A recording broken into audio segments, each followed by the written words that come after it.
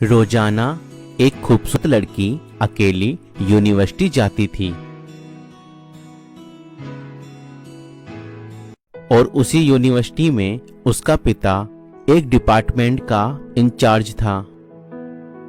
एक दिन छुट्टी के फौरन बाद अचानक बादल गरजने लगे और जोरदार बारिश होने लगी। हर कोई बारिश से बचने की पनाह के लिए दौड़ने लगा। सर्दी की शिद्दत बढ़ने लगी। आसमान से गिरने वाले ओले लोगों के सर पर बरसने लगे। ये लड़की भी यूनिवर्सिटी से निकली और बारिश और सर्दी से बचने की पनाह के लिए दौड़ने लगी। उसका जिस्म सर्दी से कांप रहा था, लेकिन ये नहीं जानती थी कि उसे पनाह कहाँ मिलेगी। जब बारिश तेज हुई तो उसने एक दरवाजा खटखटाया। उस घर के अंदर से एक जवान लड़का बाहर आया और उसे अंदर ले गया और बारिश थमने तक उसे अपने घर में रहने की इजाजत दे दी। दोनों के बीच में जब बातें हुई तो पता चला कि लड़का भी उसी यूनिवर्सिटी में पढ़ता है जहां वह खुद पढ़ाई कर रही है और इस शहर में अकेला रहता है। एक कमरा, बरामदा, बाथरूम उसका कुल घर है। उस नौजवान लड़के ने उस लड़की को कमरे में आराम करने को कहा और उसके पास हीटर रख दिया और कहा जब कमरा गर्म हो जाएगा तो वह हीटर निकाल लेगा। थोड़ी देर लड़की बिस्तर पर बैठी कांपती रही। फिर अचानक उसे नींद आ गई तो यह बिस्तर पर गिर गई। जब वह लड़का हीटर लेने के लिए कमरे में दाखिल हुआ तो उसे ये बिस्तर पर सोई हुई लड़की जन्नत की हूरों की सरदार लगी। वह हीटर लेते ही फौरन कमरे से बाहर आ गया, लेकिन शैतान जो उसे गुमराह करने के मौके की तलाश में था उसे लालच देने लगा। उसके जहन में लड़की की तस्वीर खूबसूरत बनाकर दिखाने लगा।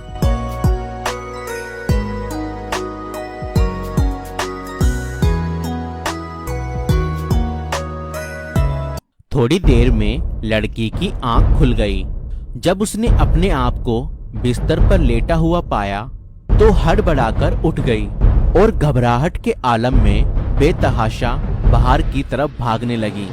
उसने बरामदे में उस नौजवान को बेहोश पाया और वह लड़की बहुत ज्यादा घबरा गई और अपने घर की तरफ भागने लगी और पीछे मुड़कर भी ना देखा और घर पहुंचकर अपने बाप की गोद में अपना सर रख दिया, जो कि पूरी रात उसे शहर के हर कोने में ढूंढता रहा। उसने अपने बाप को सारा वाक्य कह सुनाया और उसे कसम खाके कहा कि मैं नहीं जानती जिस समय मेरी आंख लगी क्या हुआ मेरे साथ और मेरे साथ क्या किया गया, मुझे कुछ नहीं पता। तब उसका बाप बहुत ज्यादा गुस्से के आलम में उठा और यूनिवर्सिटी पहुंचा और उस दिन गैर हाजिर होने वाले लड़के के बारे में पूछा तो पता लगा कि एक लड़का शहर से बाहर गया है और एक बीमार है और अस्पताल में दाखिल है। बाप अस्पताल में पहुंच गया ताकि उस नौजवान को तलाश करे और उससे अपनी बेटी का इंतकाम ले। अस्पताल में उसकी तलाश के बाद जब उसके कमरे में पहुंचा तो उसे इस हालत में पाया कि उसकी दोनों हाथों की उंगलियां पट्टियों से बंधी हुई थी। उसने डॉक्टर से उस मरीज के बारे में पूछा तो डॉक्टर ने बताया कि जब ये हमारे पास लाया गया तो इसके दोनों हाथ जले हुए थे। तो उस लड़की के बाप ने नौजवान से कहा कि तुम्हें खुदा की कसम कि मुझे बताओ तुम्हें क्या हुआ है। बाप ने अपना परिचय नहीं दिया था।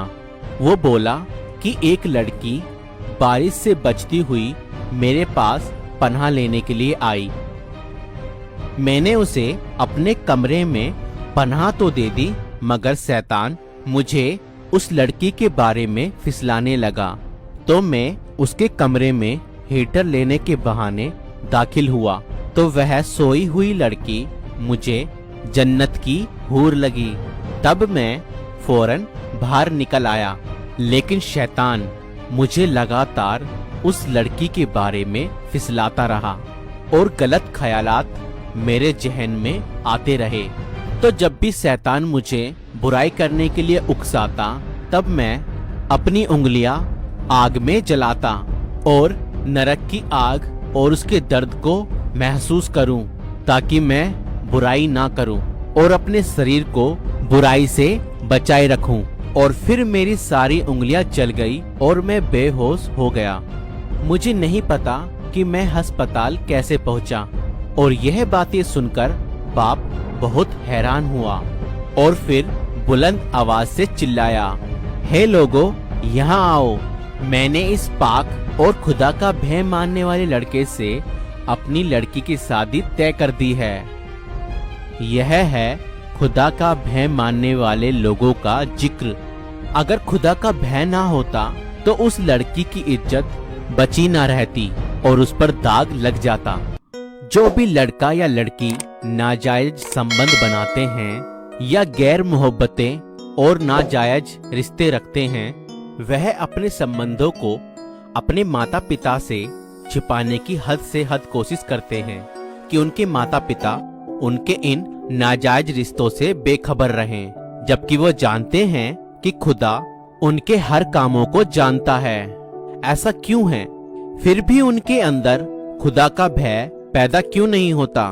क्योंकि माता पिता ने बचपन से उनके दिल और दिमाग में खुदा के डर के बजाय अपना जाति खौफ, रोब और दबदबा और सजा का खौफ ही बैठाया है। अपने बच्चों के दिल में अपना नहीं, खुदा का भय डालें। आपकी इस वीडियो को लेकर क्या राय है, हमें कमेंट करके जरूर बताएं और इस वीडियो को ज्यादा से ज्यादा लोगों तक शेयर करें।